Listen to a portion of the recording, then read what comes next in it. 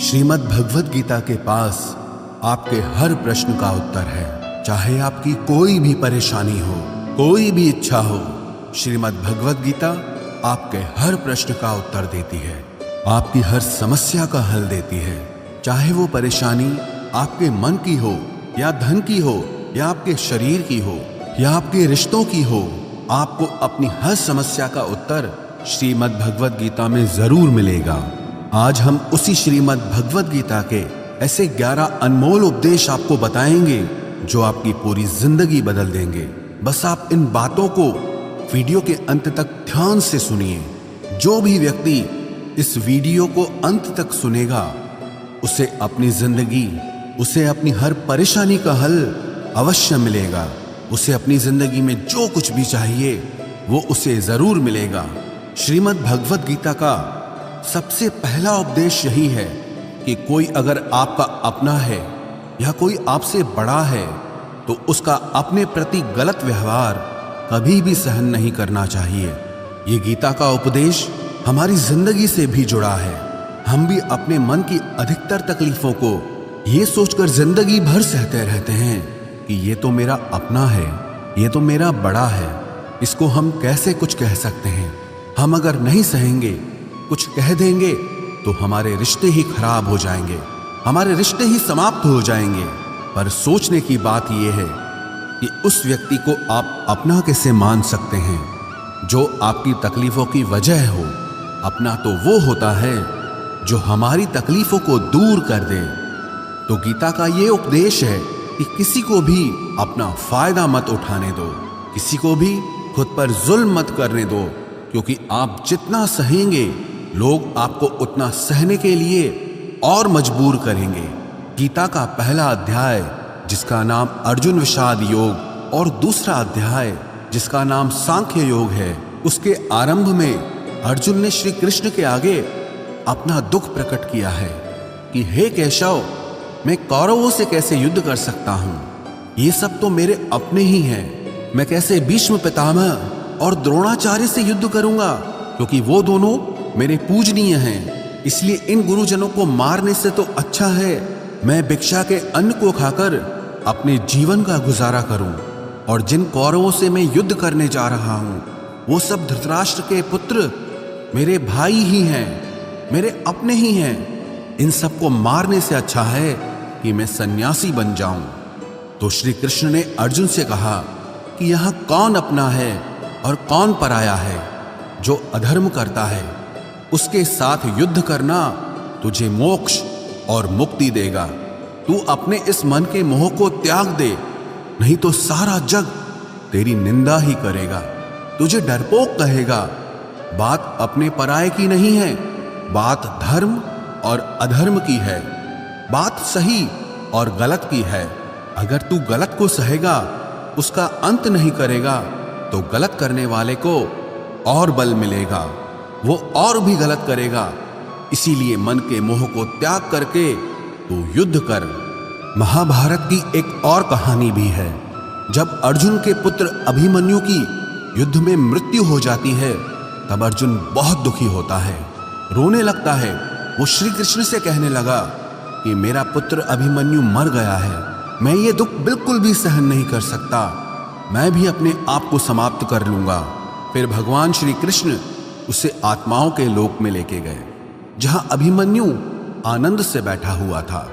क्योंकि उसने क्षत्रियोचित व्यवहार किया, इसलिए उसे उत्तम पद की प्राप्ति हुई। जब अर्जुन अभिमन्यु के पास रोते रोते पहुंचा, अपने पुत्र को देखकर अर्जुन बहुत प्रसन्न हुआ। उसे गले से लगाकर कहने लगा कि हे पुत्र, तेरे बिना तो मैं जी ही नहीं सकता, मैंने तो अपने जीवन की आशा का ही त्याग कर दिया है। तो अभिमन्यु कहने लगा कि आप कौन हैं? अर्जुन बोला, मैं तेरा पिता हूं, तू मेरा पुत्र है अभिमन्यु। तो अभिमन्यु कहने लगा कि कौन पिता कौन पुत्र, मेरे हजारों जन्म हुए हैं। किसी जन्म में आप मेरे पिता बनते हैं और किसी जन्म में मैं आपका पिता बनता हूं। आत्मा का न कोई माता होता है न कोई पिता होता है। जब अर्जुन ने देखा कि मेरा पुत्र मुझे पहचान भी नहीं रहा तो उसका सारा मोह खत्म हो गया। इसलिए गीता के इस उपदेश को ठीक से समझ लो कि यहां कोई अपना पराया नहीं है। जो बुरे वक्त में तकलीफ के वक्त में हमारा साथ दे, सिर्फ वही हमारा अपना है, बाकी सब पराए हैं। गीता का दूसरा उपदेश यह है कि जो चला गया है कभी उसका दुख मत करो, और जो आने वाला है उसकी बिल्कुल भी चिंता मत करो। जब महाभारत का युद्ध चल रहा था तब अर्जुन ने श्री कृष्ण से कहा कि अगर यह युद्ध हुआ तो करोड़ों लोग मारे जाएंगे। जो सैनिक और योद्धा इस युद्ध में मारे जाएंगे उनकी स्त्रियों का क्या होगा, समाज कैसे आगे बढ़ेगा। और भी बहुत सी बातें अर्जुन ने विस्तार से कही हैं। तो भगवान श्री कृष्ण ने कहा, अशोच्यानन्वशोचस्त्वम प्रज्ञावादांश्च भाषसे गतासून अगतासूश्च नानुशोचन्ति पंडिताः। श्री कृष्ण बोले, हे अर्जुन, तू बड़ी बड़ी ज्ञानियों जैसी बातें करता है, लेकिन जो सच में ज्ञानी होता है, वो जो लोग मर चुके हैं, जा चुके हैं या एक दिन जाने वाले हैं, उनकी चिंता नहीं करता है, उनका दुख नहीं करता है। तेरे हाथ में कुछ भी नहीं है, तू चाहकर भी कुछ कंट्रोल नहीं कर सकता। जीवन और मरण ये तो प्रकृति की नियति है। इसीलिए जो ज्ञानी होता है वो किसी के मरने पर भी रोता नहीं है। ज्ञानी जन ना ही बीते हुए कल का शोक करते हैं और ना ही आने वाले कल की चिंता करते हैं। इसीलिए जो होने वाला है वो होकर ही रहता है, और जो नहीं होने वाला है वो कभी नहीं होगा। ऐसा निश्चय जिसको समझ में आ जाता है, जिसकी बुद्धि में आ जाता है, उसे कभी कोई चिंता नहीं सताती, कोई दुख नहीं सताता। हमारे सारे दुखों का कारण ही यही है। या तो हम जो वक्त गुजर चुका है उसे सोच सोचकर परेशान होते रहते हैं, या भविष्य की चिंता कर करके खुद को बीमार कर देते हैं, नष्ट कर देते हैं। गीता का ज्ञान हमें यही सिखाता है कि ना तो हम बीता हुआ कल बदल सकते हैं और ना ही आने वाले कल पर कंट्रोल कर सकते हैं। हमारे हाथ में सिर्फ वर्तमान है, सिर्फ आज का ही पल है। हमारा 98% तनाव और चिंताएं भूतकाल और भविष्यकाल के बारे में सोचते रहने से होता है। हम हमेशा उसी में ही जीते रहते हैं, मगर वर्तमान में कभी नहीं जीते, इस पल को कभी नहीं जीते। जब आप वर्तमान का पूरा आनंद लेना सीख जाओगे, तभी आपकी जिंदगी से तनाव कम होगा, चिंताएं खत्म होगी। वर्तमान में जीना एक बहुत बड़ी उपलब्धि है। हमारे हाथ में भी सिर्फ आज का ही पल है। हमें जो भी करना है आज ही करना है। कभी भी ये सोचकर समय को नष्ट नहीं करना चाहिए कि अभी मेरे पास बहुत समय बचा है। एक गुरुजी ने अपने एक शिष्य को पारस का पत्थर दिया। उनका वो शिष्य बहुत आलसी था, हर काम को कल पे टाल देता था। तो गुरुजी ने उसे कहा कि मैं तुझे ये पारस पत्थर दे रहा हूं। इस पारस पत्थर से जब तू लोहे को स्पर्श कराएगा तो वो लोहा स्वर्ण बन जाएगा, सोना बन जाएगा।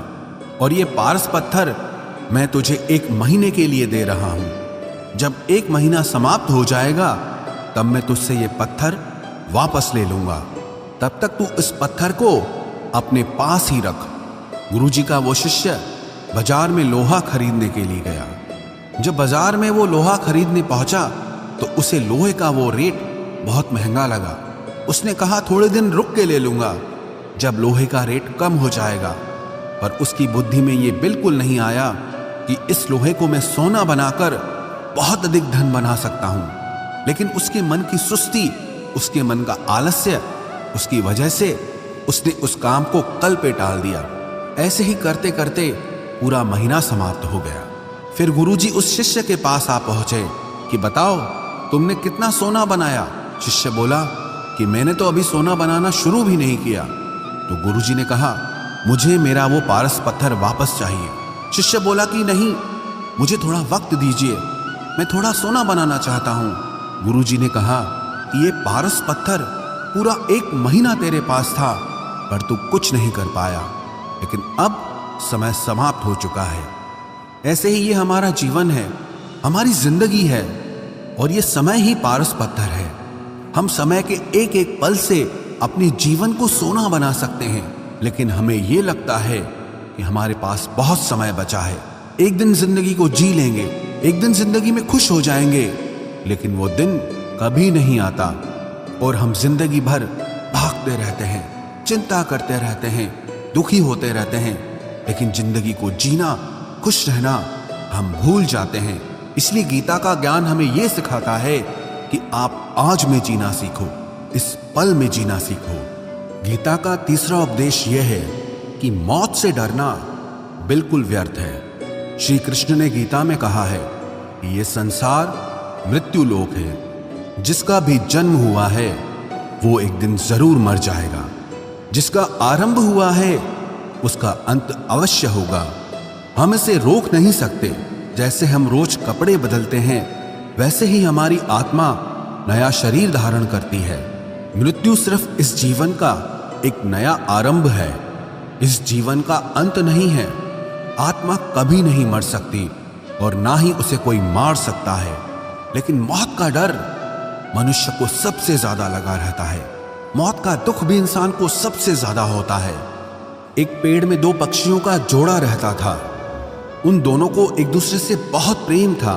उन्होंने साथ जीने मरने की कस्में खाई थी। एक दिन वहां एक शिकारी आया और उसने एक तीर चलाकर वहां पेड़ पर बैठे मादा पक्षी को मार दिया। तो वो अकेला नर पक्षी रोने लगा कि मैं तुम्हारे बिना कैसे जी पाऊंगा। तुम्हारी जगह मेरी मृत्यु आ जाती, मेरा जीवन तुमको मिल जाता। वो रो रो के बहुत विलाप करने लगा। इतने में ही उस शिकारी ने दूसरा तीर चलाया और उस नर पक्षी को भी मार दिया। वास्तविकता में ये कहानी हमारी ही है। हम भी रोते रहते हैं जब कोई मरता है तो, लेकिन हमें ये नहीं पता कि एक न एक दिन हमारा भी जीवन समाप्त हो जाएगा। हम भी उसी मृत्यु के पेड़ पे ही बैठे हैं, लेकिन शरीर का मिटना हमारा अंत नहीं है। श्री कृष्ण ने अर्जुन से कहा कि हे अर्जुन, तेरे और मेरे अनंत जन्म हुए हैं। तुझे कुछ भी याद नहीं है, लेकिन मुझे सब याद है। जो व्यक्ति इस सत्य को समझ ले कि मैं यहां इस संसार में कुछ समय के लिए आया हूं, उसकी जिंदगी के सारे झगड़े, सारे दुख, सारी चिंताएं ही समाप्त हो जाएंगी। जब इस संसार से जाना ही है तो दुख किस बात का। पहले के जमाने में साधु महात्मा लोग पैदल यात्रा करते थे। यात्रा करते करते वो एक नगर में पहुंचे। वो महात्मा बहुत थक चुके थे। उस नगर में उन्होंने एक महल देखा और उन्होंने उस महल में जाकर विश्राम करने का सोचा और वो महल में जाकर सो गए। जब उस महल में वहां का राजा पहुंचा तो अपने पलंग पर उस महात्मा को सोता देखकर बहुत हैरान हो गया। राजा उस महात्मा से पूछने लगा कि तुम मेरे महल में कैसे घुस आए और मेरे बिस्तर पर सो रहे हो। महात्मा कहने लगा, ये तुम्हारा महल है? मुझे तो लगा ये धर्मशाला है। तो राजा ने कहा, आपको मेरा महल धर्मशाला कैसे लगा? तो महात्मा ने राजा से प्रश्न किया कि तुमसे पहले इस महल में कौन रहता था? तो वो राजा बोला कि मुझसे पहले मेरे पिता यहाँ पर रहते थे और उससे पहले मेरे दादाजी यहाँ पर रहते थे। तो महात्मा ने फिर प्रश्न किया कि क्या तुम इस महल में हमेशा रहोगे या तुम्हारे बाद कोई और रहेगा? तो राजा कहने लगा कि मेरे बाद मेरा पुत्र इस महल में रहेगा। तो महात्मा राजा से कहने लगे कि जिस जगह पर रहने वाले बार बार बदल जाते हों उसे घर कैसे कह सकते हो? वो तो धर्मशाला ही है। इसीलिए तेरे महल को धर्मशाला समझकर मैं इसमें रात बिताने के लिए आ गया। धर्मशाला जान जग को, जीव सब मेहमान है। मोह किससे मत करो, सब स्वप्न का सामान है। यदि हम भी इस बात को समझ लें कि हम यहाँ कुछ समय के लिए आए हैं, आनंद करने के लिए आए हैं, खुश रहने के लिए आए हैं, तो हमारे सारे दुख ही समाप्त हो जाएं। जब हम अपना मोह यहाँ जमा लेते हैं, अपना दावा यहाँ जमा लेते हैं कि ये मेरा है, इसे मैं छोड़ नहीं सकता, इसके बिना मैं जी नहीं सकता, तो हमारा जीवन दुखों से भर जाता है। इसलिए जीवन में मृत्यु का भय त्याग करके जीवन का प्रतिपल आनंद लेना चाहिए। गीता का चौथा उपदेश, मन और विचारों को कंट्रोल किए बिना जीवन में कभी शांति और सुकून मिलने वाला ही नहीं है। अर्जुन ने श्री कृष्ण से कहा कि मेरा मन सही गलत सब कुछ जानता है, फिर भी मेरे विचार और मेरा मन मुझसे कंट्रोल नहीं होता। मैं जो करना चाहता हूं वो कर नहीं पाता हूं। और जो नहीं करना चाहता हूं वो मेरा मन मुझसे जबरदस्ती करवाता है। इसीलिए मैं बेचैन हो गया हूं, मुझे शांति प्राप्त नहीं हो रही। तो श्री कृष्ण ने अर्जुन से कहा, उसके लिए तुझे अपने मन और विचारों से डिटैच होकर अपने मन और विचारों को सही दिशा में ले जाने की प्रैक्टिस करनी होगी, अभ्यास करना होगा। और ये एक दिन का काम नहीं है। जब तक तू अपने मन और विचारों की गुलामी का त्याग नहीं करता, तब तक तुझे जीवन में कभी शांति नहीं मिलेगी। एक राजा था, वो बहुत बेचैन और परेशान रहता था। एक दिन वो अपने गुरुजी के पास गया और उनसे कहने लगा कि मेरा मन बहुत बेचैन है, मैं बहुत परेशान हूँ, मैंने पूरे संसार को जीत लिया है, सब कुछ है मेरे पास, पर मैं खुश नहीं हूँ, मेरे मन में सुकून नहीं है, शांति नहीं है।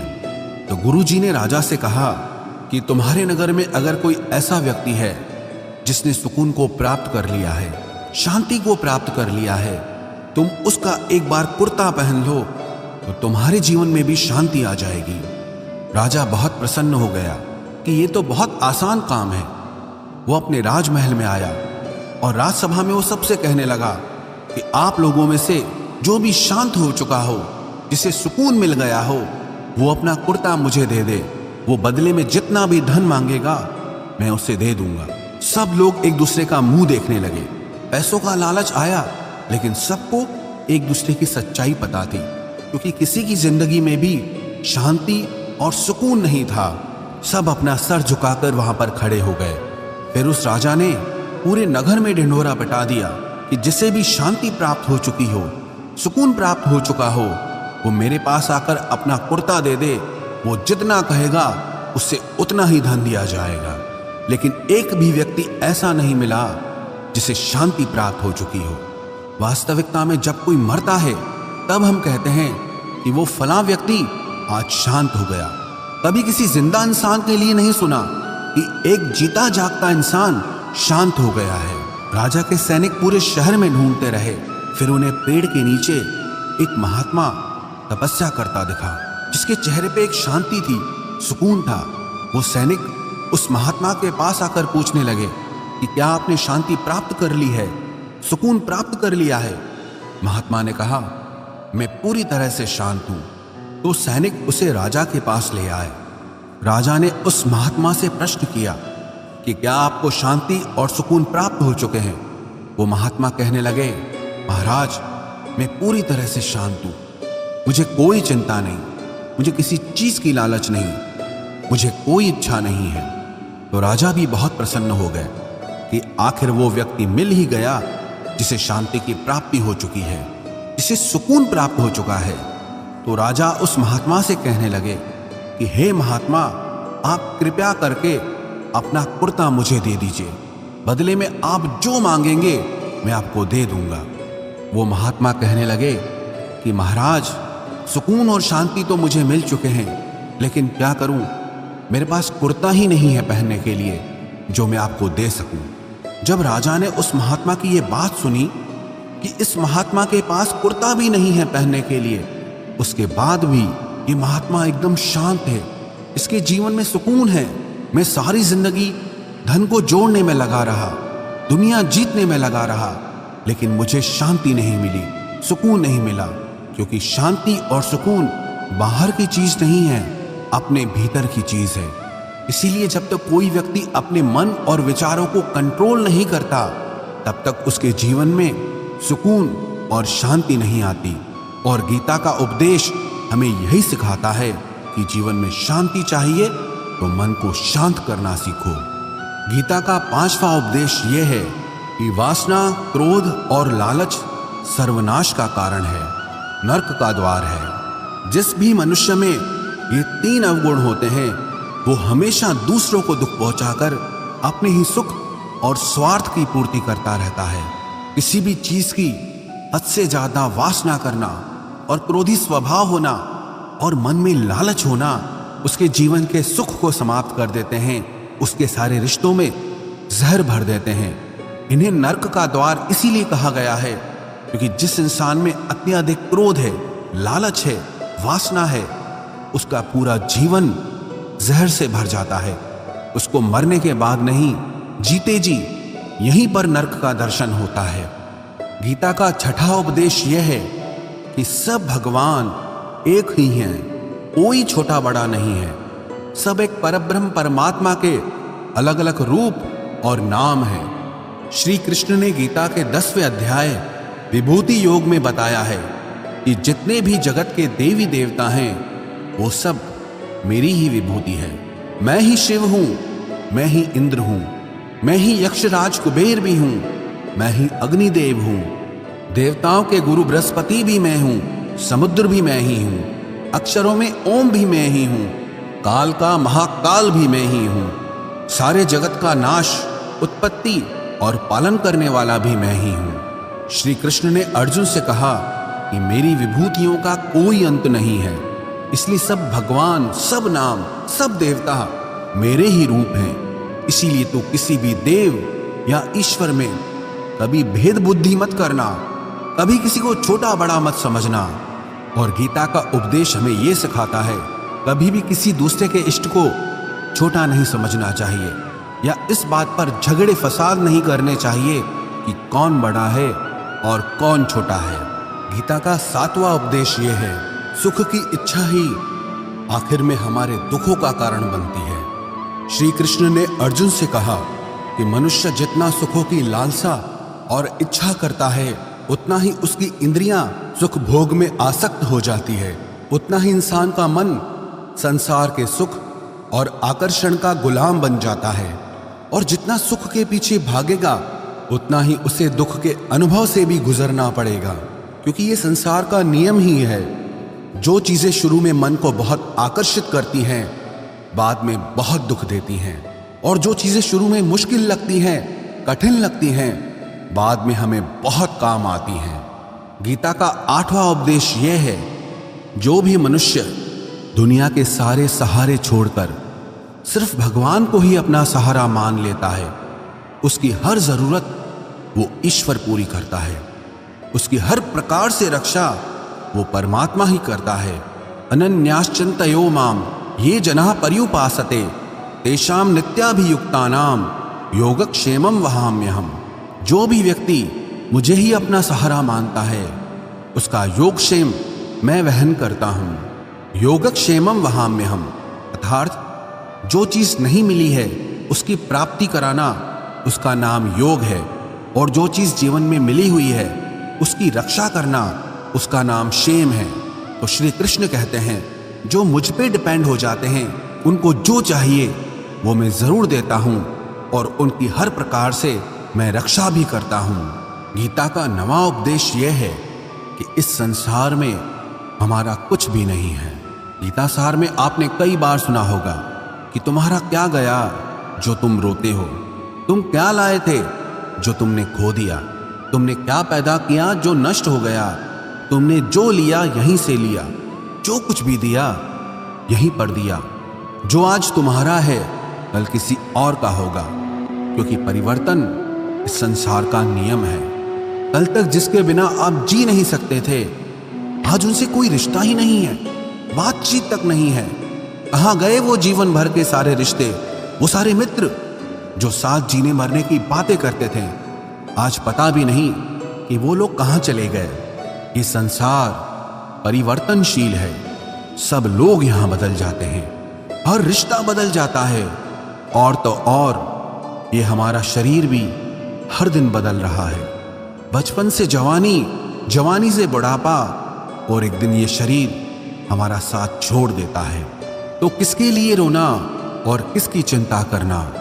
हम सारी जिंदगी चीजों को, रिश्तों को, जिंदगी को बनाने में, सजाने में, संवारने में लगे रहते हैं, लेकिन एक दिन सब कुछ बिखर जाता है। सारी जिंदगी जिस संपत्ति, जिन रिश्तों के लिए हम लड़ते रहते हैं, एक दिन सब कुछ छोड़ करके हमें इस दुनिया से जाना पड़ता है। गीता का 10वां उपदेश हमें यह सिखाता है कि किसी से भी हद से ज्यादा मोह कभी मत करना। श्री कृष्ण ने गीता का पूरा ज्ञान ही अर्जुन के मोह को नष्ट करने के लिए कहा है। ये मोह ही है जो इंसान को सबसे ज्यादा रुलाता है। मोह इतना बलवान है कि शेर जैसे इंसान को भी गीदड़ बना देता है। जो अर्जुन युद्ध में देवताओं से भी जीत गया, पर अपने रिश्तेदारों को युद्ध में देखकर उसका हाथ कांपने लगा। वो बोला, हे केशव, मेरे हाथ में धनुष पकड़ने की ताकत भी नहीं बची है, मेरे हाथ कांप रहे हैं, मैं युद्ध नहीं कर पाऊंगा। ये मोह इतना पेनफुल होता है जिसकी पीड़ा ना सह पाने के कारण कई लोग अपनी जिंदगी खत्म कर देते हैं, आत्महत्या तक कर लेते हैं कि उस व्यक्ति के बिना हम जी नहीं पाएंगे। जीवन में किसी से भी हद से ज्यादा मोह करोगे तो जीवन भर पीड़ा का ही सामना करना पड़ेगा। जो व्यक्ति अपने मोह से बाहर नहीं आता, उसका सब कुछ उससे छिन जाता है, उसकी सारी खुशी खत्म हो जाती है। इसीलिए गीता का ज्ञान बार बार यही सिखाता है कि अपने मन के मोह को त्याग करके आप बलवान बनो, बुद्धिमान बनो, सत्य के दर्शन करो कि वास्तविकता क्या है।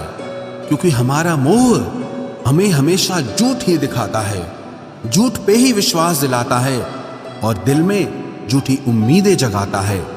और ये ही हमारे दुखों का सबसे बड़ा कारण है। हम ही मोह कर लेते हैं, हम ही लोगों से उम्मीदें लगा बैठते हैं, पर वास्तविकता बिल्कुल अलग होती है। लोग वैसे नहीं होते जैसे हम मान लेते हैं, जैसा हम समझ लेते हैं, क्योंकि मोह के कारण हमें सच्चाई नहीं दिख पाती, लोगों का असली चेहरा नहीं दिख पाता। इसीलिए गीता का उपदेश हमें यह सिखाता है कि जीवन में अगर आनंद और प्रसन्नता से रहना है तो किसी में भी हद से ज्यादा मोह कभी मत करना। गीता का 11वां उपदेश ये है कि इस दुनिया में अगर आए हो तो दुख तो मिलेगा ही मिलेगा। दुख से कभी घबराना मत, दुख से कभी डरना मत। श्री कृष्ण ने गीता में कहा है कि ये संसार दुखालयम अशाश्वतम है, अर्थात ये संसार दुखों का घर है। जैसे औषधालय में औषधि मिलती है, पुस्तकालय में पुस्तकें मिलती है, चिकित्सालय में चिकित्सा होती है, वैसे इस संसार को भी श्री कृष्ण ने एक नाम दिया है, दुखालय, जहां पर दुख मिलता हो। दुख तो यहां हर किसी के जीवन में आता ही है, लेकिन अगर दुख आया है तो सुख भी आएगा। इसीलिए दुख से कभी डरना नहीं चाहिए, क्योंकि ये संसार दुखालय भी है और अशाश्वत भी है। अशाश्वत का मतलब ही यही होता है कि यहाँ परमानेंट कुछ भी नहीं है, यहाँ सब कुछ बदल जाता है। दुख सुख में बदल जाता है और सुख दुख में बदल जाता है। सम्मान अपमान में और अपमान सम्मान में बदल जाता है। खुशी दर्द में और दर्द खुशी में कभी भी बदल जाती है। जीत हार में और हार जीत में यहाँ कभी भी कुछ भी बदल सकता है। कुछ भी परमानेंट नहीं है, ना ही हम परमानेंट हैं, ना ही हमसे जुड़ी कोई चीज यहाँ पर परमानेंट है, क्योंकि ये संसार अशाश्वत है, शाश्वत नहीं है। यहाँ सब कुछ बदलने वाला है, यहाँ कुछ भी परमानेंट नहीं रहेगा, तो आपका दुख भी परमानेंट नहीं रहेगा। इसीलिए दुख से कभी भी डरना नहीं चाहिए। गीता का ये उपदेश हजारों साल पुराना है, लेकिन आज भी नए से नया है। पूरे विश्व में गीता को सबसे ज्यादा पढ़ा गया है और सबसे कम समझा गया है। श्रीमद् भगवद गीता के ये उपदेश अगर कोई व्यक्ति ठीक से समझ ले और उसे अपनी जिंदगी में उतार ले तो ये पक्की बात है, वो अपनी जिंदगी में जो चाहे वो हासिल कर सकता है। अपने जीवन की हर समस्या से वो एक पल में बाहर आ सकता है। श्रीमद् भगवद गीता के इस दिव्य उपदेश को हमें बार बार सुनना चाहिए, हर रोज सुनना चाहिए। जब भी जीवन में कोई चिंता या परेशानी आए तो एक बार इस उपदेश को जरूर सुन लेना और मन में ये विश्वास रखना कि गीता का ये उपदेश आपकी जिंदगी की हर परेशानी में आपको राह अवश्य दिखाएगा।